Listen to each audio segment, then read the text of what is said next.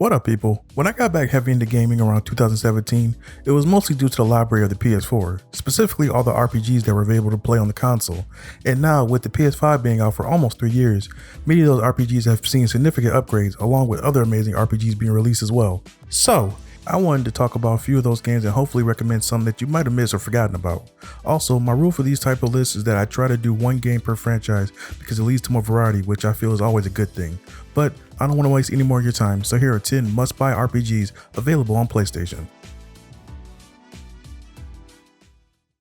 First on the list, we have Mass Effect Legendary Edition. Released in 2021, this sci-fi action RPG is the remastered version of the original trilogy edition that was released in 2012. Relive the legend of Commander Shepard as you lead an elite squad on a heroic action-packed adventure throughout the galaxy. Your choices seamlessly travel from one game to the next. Each decision you make will control the outcome of every mission, every relationship, every battle, and even the fate of the galaxy itself. All three games have seen significant upgrades, but the original Mass Effect has naturally seen the most updates, seeing how it's the oldest of the three. The Mako in the first game has seen substantial upgrades, along with reworked gameplay and visuals to better fit not only the other two games, but modern shooters as well. With the Legendary Edition, you're looking at about 80 plus hours of content, and I've seen this game constantly be on sale for under $25, so a decent price for 3 really good games if you can find a deal. As someone who loves games that have choices that really alter the story you're playing through, having the decisions you make matter across 3 games is something I personally couldn't pass up. And even though some still have a problem with the gameplay of the first one, I still think this is a no-brainer pickup for RPG fans. Next on the list, we have Tales of Arise. This action JRPG was released in September of 2021. It is the 17th mainline entry into the popular Tales series. The story begins with 2 people, Alpha and Xion, born on 2 different worlds, each looking to change their fate and create a new future. Along the way, you'll meet other characters who will join the cause and help you in your mission to defeat the lords of each of the realms to hopefully bring equality and peace. The reason I'm recommending Tales of Arise over other Tales games is because 1, it's the newest entry, but also because Arise was specifically made to revitalize the franchise and bring in new fans. Producer Yusuke Tomozawa talked about how he wanted to bring the sometimes formulaic series into a new era by improving visuals, aesthetics, and overhauling the combat system. If you just want to do the main story, you're looking at about 40 hours of playtime, or 50 plus hours if you want to do the side missions, which personally I found many of them to be very tedious or just generic fetch quests, but you get decent rewards, so they might be worth your time. If you're looking to get into the Tales series or just looking for a new JRPG with satisfying combat that looks amazing on a 4K TV, then Tales of Arise is the perfect choice. Next up at number 8, we have Borderlands 3. This popular looter shooter is Gearbox's 4th main entry into the Borderlands franchise and the 6th game in the series overall. Even if you're someone who isn't really into first-person shooters like me, Borderlands has enough RPG elements that you may still enjoy it. The main element is the ridiculous amount of guns available. Like, I'm not even exaggerating, it's a ton. Add to that, you have multiple characters with different abilities and gun preferences that lend themselves to different playstyles and playthroughs. Prefer fighting from long range? Choose Flak, who's the best with snipers and uses his cloak ability to kill from the shadows. Prefer close range? Pick Amara, who excels at melee damage. Or you can pick Zane, who can send out a drone and a clone to fight alongside him. If you couldn't tell by now, I'm a huge Borderlands fan. But even though I love this game, I have to be honest, the story and the main villains aren't great. They're arguably the worst part of the game, and that's coming from somebody who is a big story guy. So if story is a big thing for you, maybe check out the Handsome collection that has Borderlands 1 and 2, which have much better stories and villains, especially 2.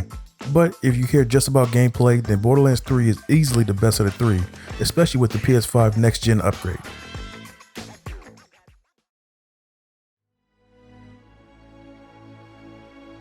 At number 7, we have Horizon Forbidden West. This open world RPG is a sequel to Horizon Zero Dawn released in 2017. The story starts 6 months after the events of Zero Dawn as Aloy goes on a quest to find the source of a mysterious plague that kills all that it affects. During her journey across the Forbidden West, Aloy will encounter hostile regions filled with natural threats and ravaged by massive storms, dangerous enemies, and deadly machines both new and old. If you're wondering why I'm recommending a sequel instead of the first game, it's because I know a lot of people either don't like or are burnt out with open world games, so I decided to recommend the better of the two. And gameplay wise, Forbidden West is better than Zero Dawn in pretty much every single way. The biggest improvement in my opinion is the quality of side content. In Zero Dawn, my biggest complaint was the side missions and how they felt very uninspiring and just overall boring. But in Forbidden West, the side missions are arguably better than the main story. 1 minute you're solving a murder in a desert, the next exploring a sunken city, saving people from a flooded village, or picking a side during a death battle between clan members. You also have machine racing, hunting contracts, cauldrons, which are kind of like mini dungeons for you Zelda and Persona fans, and the game even has its own version of chess if you want to take a break from hunting machines. The amount of variety in this game is extremely impressive, and I forgot to mention that this is easily one of the best looking games I've ever played. So, if you're someone who is kind of tired of open world games, I still think Horizon Forbidden West is a game you won't regret giving a chance. Next on my list is the criminally underrated Divinity Original Sin 2. This game is an isometric RPG with tactical turn-based combat and is also the 6th entry into the Divinity series. The game was made by Larian Studios, who is also the creators of the beloved Baldur's Gate series. The game begins with you picking a class and race. One of my favorite things about the game is how much the race and class you pick will affect your playthrough, especially your race. Some people will literally not speak to you if you are of a certain race and will close off availability of certain quests unless you speak to them with a different character. Speaking of quests, similar to a game I'll mention at number 3, Divinity really shines with how the different quests affect each other. Solving main missions a certain way may open up certain side missions, and completing certain side missions might help you figure out a different solution to one of your main missions. Having multiple storylines and characters affect your progression throughout the story really add to the overall immersion of the game. But the part you probably care most about is the combat, which is also very fun and addicting. During combat, each character takes turns to attack, with action points limiting the type and quantity of actions that can be undertaken. Moving reducing action points based on distance travel, and attacks and skills reduce action points based on usage requirements. Depending on the type of attack, it will damage either the magic or physical armor of the target. My favorite part of combat is how the environment can be a huge advantage or disadvantage if you're not careful. Using arrows or magic from a higher position will be more damaging, creating steam can cause visibility issues, characters on fire will lose damage over time, and poison can hurt or heal depending on the character. There are way too many element combinations to name, plus it's way more fun to experiment yourself and see what happens. Divinity Original Sin 2 quite possibly could be the most RPGest RPG of all time, if that makes any sense. It's one of the best RPGs I've ever played, and if you try it out, it'll probably be one of yours as well.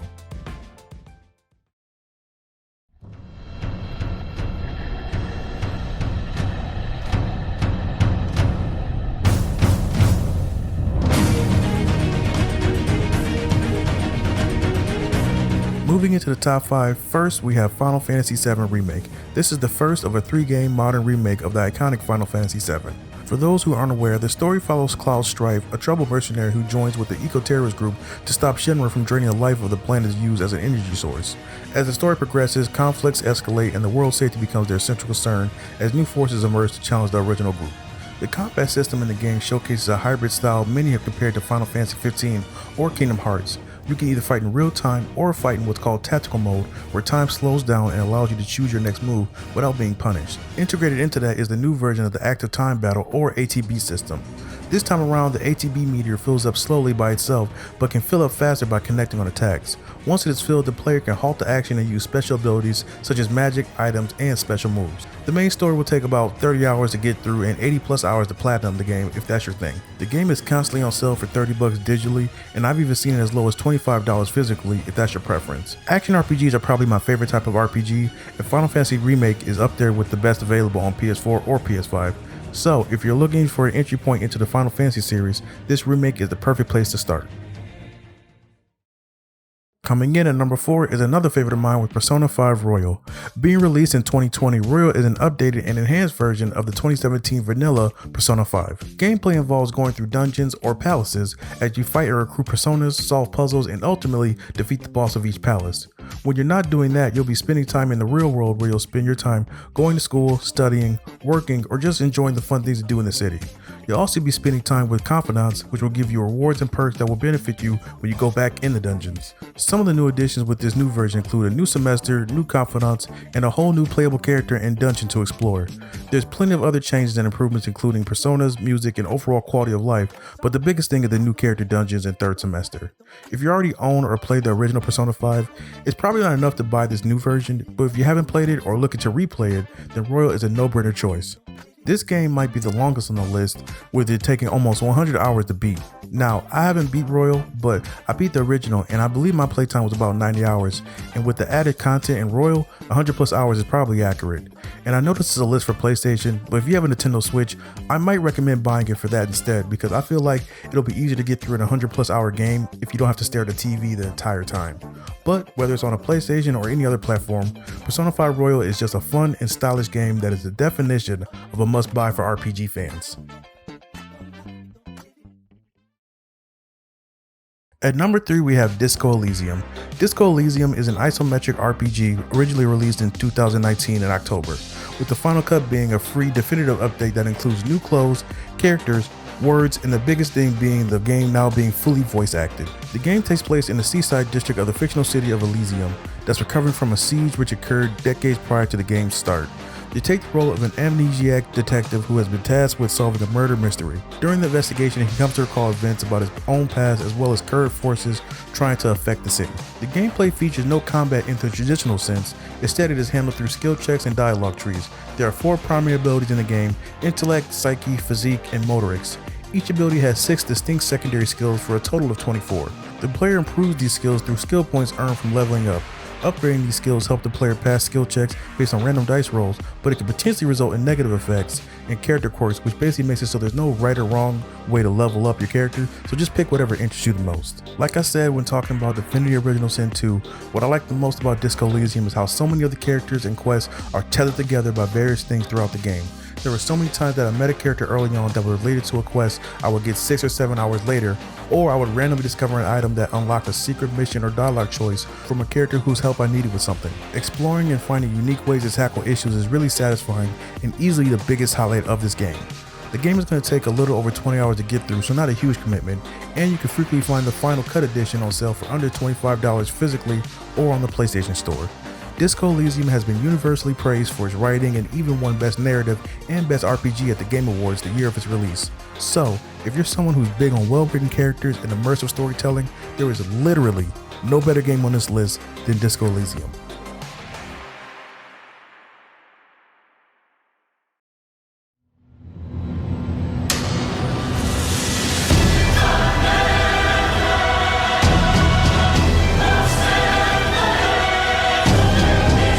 Number 2, we have last year's Game of the Year with Elden Ring. The game was developed by From Software, creators of the popular Dark Souls games, and also had help with world building from George R.R. Martin, who is known as the writer of the immensely popular Game of Thrones books. In the game, you play as one of the descendants of the Tarnished, who is an outcast and must enter the lands between to try to gain readmittance to the society there as an Elden Lord. To do that, you must reveal the mystery of the fabled Elden Ring. Being the first true open-world Souls game, exploration is held in high regard by many who have played the game. It's especially been praised by people who prefer the freedom of discovery as opposed to constantly being told where to go, like most games, especially RPGs, do nowadays. Elden Ring's combat has been heavily praised as well. You can choose from 10 starting classes that specialize in various categories such as long vs short range or magic vs melee, so there's a good chance you'll find a character or build that suits your playstyle. I know a lot of people shy away from Souls games because they say they're difficult for the sake of difficulty, but many old and new fans of the game and franchise have frequently said that the game is tough but fair and is only punishing if you don't learn from the deaths you've accumulated. You're looking at about 55 hours to get through the main story and about 100 hours if you do the side content, so a pretty big commitment, but probably worth it if you really start to like it. I know for a lot of people this was their first Souls games and they tried it and loved it. I played Demon Souls for about an hour and didn't really like it, so I might try this one instead. So if you like Souls games, you probably already played this game and you skipped to number 1. But for the rest of you, if you haven't played one before, then Elden Ring might just be the one to get you hooked to the Souls games like it has so many others. And at number 1, we have the game you probably already played with Witcher 3. Released in 2015, Witcher 3 is the 3rd installment in the Witcher series and the first of the 3 to feature an open world to explore. This game has seen many releases, upgrades, and ports since 2015, the latest one being a next-gen upgrade for the PS5 that includes 60 FPS, ray tracing, 4K graphics, and even a photo mode so you can take selfies with Roach. This update is free, so if you already own the game on PS4, you can download the game on your PS5 for no additional cost. While Horizon Forbidden West might have been the best open world as far as scope, content, and visuals, open world in Witcher 3 has this lived-in feel that I haven't gotten from many other games. What helps with that is the many regions, cities, and villages you find that are filled with friends, enemies, and lore that really add to the immersion and overall enjoyment. What finally got me hooked with Witcher 3 was the main and side missions involving the character, the Bloody Baron. After the main mission with him was done, I didn't really like him that much, which you're not really supposed to. But it wasn't until I played through the optional missions that while still not being a big fan, I feel like I understood him and his motives much more than I would have if I hadn't did his optional quests. It's that level of character development and storytelling that I relentlessly look for in video games, and Witcher 3 makes it so common throughout the entirety of the game that it honestly left me a little spoiled when playing other games afterwards. If you want to just play the main story, which you shouldn't, it's only about 50 plus hours.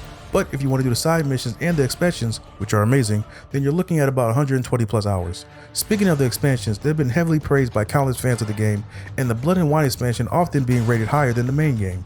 The Game of the Year edition is on sale literally every other day, so please do not pay full price for this, even though it's definitely worth it.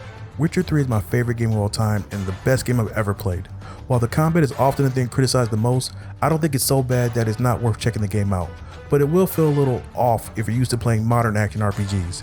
Be that as it may, between the stories, characters, exploration, and the amazing lore, if you only play one RPG off this list, Witcher 3 is without a doubt the best choice. Alright, that's all I got for you today. Any RPGs on PlayStation that I missed? Let me know in the comments. And as always, don't forget to like and subscribe to keep up with the channel. Later!